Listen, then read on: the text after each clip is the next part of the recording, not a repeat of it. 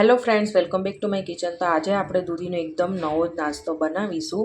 તો તેના માટે થઈને અહીંયા જો 1 કપ જેટલો આપણે અહીંયા સોજી લેશું, અડધા કપ જેટલો આપણે ચણાનો લોટ, 1/4 ભાગનો જુવારનો લોટ, સાથે સાથે આપણે 1/4 ભાગનો મકાઈનો લોટ લેશું। સાથે સાથે આપણે 1 કપ જેટલું ખાટું દહીં હોય એ આપણે એડ કરવાનું, કેમ કે આ નાસ્તો છે ને આપણે ઇન્સ્ટન્ટ બનાવવાના છીએ, તો તેમાં ખાટું દહીં હોય તો વધારે સારું રિઝલ્ટ મળે છે। નેક્સ્ટ હવે આપણે છે ને 2 કપ દૂધીનું ખમણ એડ કરીશું। જો આ રીતના મેં છીણી લીધેલું છે। તો આ દૂધીથી બનતો નાસ્તો છે, વળી આપણે 3 પ્રકારના લોટ એડ કર્યા છે, તો એકદમ હેલ્ધી એવો આ નાસ્તો બનીને તૈયાર થશે અને વળી ઇન્સ્ટન્ટ બનીને તૈયાર થાય છે। તો બાળકોને કે પછી તમને કંઈક ઇન્સ્ટન્ટ ખાવાનું મન થાય તો તમે આ રીતના નાસ્તો બનાવીને ખાઈ શકો છો। તો 1 કપ દૂધીનું ખમણ હોય અને બીજા કપમાં તમે છે ને જો ગાજરનું ખમણ કે પછી કોબીનું ખમણ પણ એડ કરીને નાસ્તો બનાવી શકો છો, તો પણ ખૂબ જ સરસ એવો ટેસ્ટી નાસ્તો બને છે। આપણે આમાં સ્વાદ અનુસાર નમક એડ કરીએ। સાથે અહીંયા આદુ મરચાં મેં ખાંડી લીધા છે, જે આપણે એડ કરીશું। તો જેટલું તમે તીખું ખાવાનું પસંદ કરતા હોય એ પ્રમાણે તમારે એડ કરવાના। આને આપણે છે ને એકદમ સારી રીતે મિક્સ કરી લેશું। ફ્રેન્ડ્સ અહીંયા જુઓ, બધું મિક્સ કરતાં જુઓ કંઈક આ રીતનું થીક બેટર બન્યું છે। જુઓ અત્યારે આપણે છે ને પાણી બિલકુલ એડ નથી કરવાનું, આટલું બેટર આપણે રાખવાનું છે। તો દૂધીએ છે ને તેનું પાણી છોડ્યું અને આપણે જે દહીં એડ કર્યું હતું ને, તો તેનાથી જો આટલું સરસ આપણું બેટર છે ને મિક્સ થઈ ગયું છે, બધા લોટ સરસ મિક્સ થઈ ગયા છે। તો હવે આપણે છે ને ઢાંકીને 15 મિનિટનો રેસ્ટ આપીશું, એટલે આપણે જે સૂજી એડ કરી છે ને એ ફૂલી જશે। 15 મિનિટના રેસ્ટ પછી હવે આપણે ખોલીએ છીએ, તો તમે જોઈ શકો છો કે સૂજી છે ને કેટલો ફૂલી ગયો છે। જો આપણે જો આ રીતના કરતાં જોઈ શકાય છે કે પહેલાં કરતાં થોડું ઘટ્ટ એવું આપણું આ બેટર છે ને જાડું થઈ ગયું છે। જો જોયું તમે? તો હવે બધા આપણે જે રૂટીન મસાલા હોય ને એ કરી દઈએ। તેમાં આપણે 2 નાની ચમચી જેટલો હળદર પાવડર એડ કરીશું। સાથે આપણે ફ્રેશ કટ કરેલા લીલા ધાણા એડ કરીએ। સાથે સાથે હવે આપણે છે ને જો 2 નાની ચમચી જેટલું લાલ મરચું પાવડર એડ કરીશું। આપણે 2 થી 3 ચમચી જેટલું જ પાણી એડ કરીશું, વધારે એડ નહીં કરીએ, કેમ કે ઓલરેડી બેટર છે એ આટલું પતલું તો છે જ। મને નમક ટેસ્ટ કરતાં ઓછું લાગ્યું હતું, તો થોડું આપણે એડ કરીએ। સાથે હજી આપણે ઓર તીખું બનાવવા માટે 1 ચમચી ભરીને આદુ મરચાં લસણની પેસ્ટ, અહીંયા આપણે 2 મોટી ચમચી ભરીને તલ એડ કરીશું। તલનો ટેસ્ટ છે ને ખૂબ જ સરસ એવો લાગતો હોય છે, તો જરૂરથી એડ કરવું। આપણે છે ને આ નાસ્તો ખૂબ જ ટેસ્ટી બને તે માટે થઈને અહીંયા મેં ઈનો લીધેલો છે, જે આપણે એડ કરીશું।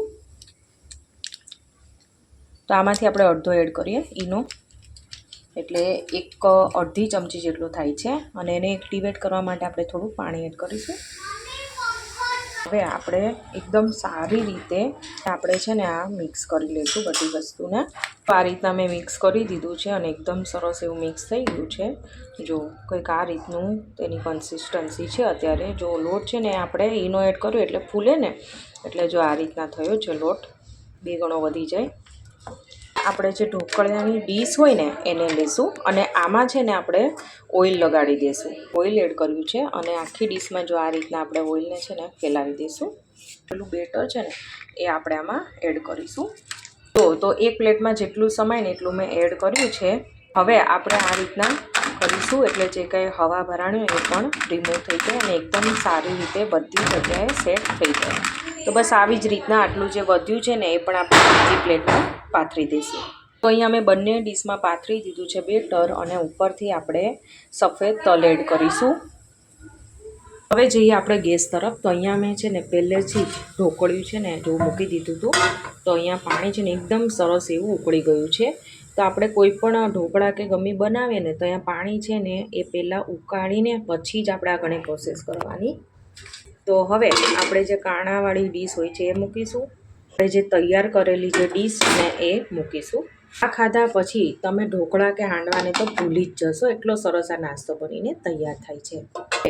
આપણે ઢાંકીને આને 15 મિનિટ મીડિયમ ગેસ ઉપર થવા દઈશું, એટલે એકદમ સરસ એવો આ નાસ્તો બનશે। તો ફ્રેન્ડ્સ અહીંયા જો 15 મિનિટ પછી હવે આપણે છે ને ગેસની ફ્લેમ છે એ બંધ કરી દઈશું અને હવે આપણે છે ને ઢાંકણ ખોલીશું। તો અહીંયા છે ને આપણું જે બેટર છે એ જો ઈનો નાખવાના કારણે સરસ એવું ફૂલી ગયું છે અને સરસ એવું ચડી ગયું છે। તો તો હવે આપણે 1 બાય 1 ડીશને કાઢી લેશું. તો સાણસી લઈ આ રીતના આપણે કાઢી લેશું. એવી જ રીતના બીજી ડીશ છે એ પણ આપણે કાઢી લેશું અને જે કંઈ એમાં પાણી હોય આ રીતના નિતારી લેશું. ઘણીવાર ઉપર છે ને પાણી ચડી જતું હોય છે આ રીતના. તો બીજી ડીશ છે એને પણ આપણે મૂકીએ અને સાવ ઠરી જઈને પછી જ આપણે આમાં કટ લગાવવાના છે. તો અહીંયા થાળી છે હાવ ઠરી ગઈ છે. તો હવે આપણે આમાં કટ લગાવીશું. તો આપણે અત્યારે છે ને ટ્રાયેંગલ શેપના કટ આપણે લગાવવાના છીએ. આપણે આ રીતના વચ્ચેથી કટ લગાવીશું એટલે ટ્રાયેંગલ શેપના કટ થશે. અને હું તમને કાઢીને દેખાડું તો જો કેટલો સરસ એવો આપણા નાસ્તો બન્યો છે. તમને જોઈને જ આઈડિયા આવતો હશે. પરંતુ તમે છે ને આને આમનન ખાવ હોય તો આમનન પણ ખાઈ શકો છો. પરંતુ હજી આપણે આગળ એક પ્રોસેસ કરીશું કે જેથી કરીને આ નાસ્તો છે ને ઓર ટેસ્ટી બને. અહીંયા મેં આપણે જે ઢોસાની જે તવી હોય ને એ મેં લીધેલી છે. તમે આપણે જે રોટલી બનાવવાની તવી હોય ને એમાં પણ આ શેકી શકો છો. સૌથી પહેલાં આપણે છે ને તેલ એડ કરીએ. સાઈડ તેલને ફેલાવી દઈશું. જો અહીંયા તેલ ગરમ થઈ જાય ને એટલે હવે આપણે રાઈ એડ કરીશું. સાથે તલ એડ કરીએ, થવા દઈએ. રાઈને ફૂટવા દઈશું. લઈએ એટલે ફટાફટ રાઈ ફૂટવા લાગે. તો આ રીતના બધું ફૂટવા લાગે એટલે આપણે ઇક્વલ પ્રમાણમાં બધી સાઈડ જો તવીની આસપાસ બધી સાઈડ તલ અને રાઈને કરી દઈશું. હવે આપણે જે નાસ્તો બનાવીએ છીએ ને એને 1 બાય 1 જો આ રીતના આપણે મૂકીશું. કેટલું સરસ એવું લાગી રહ્યું છે જો. હવે આ નાસ્તાને આપણે થવા દઈએ એટલે એકદમ સરસ ક્રિસ્પી થઈ જશે.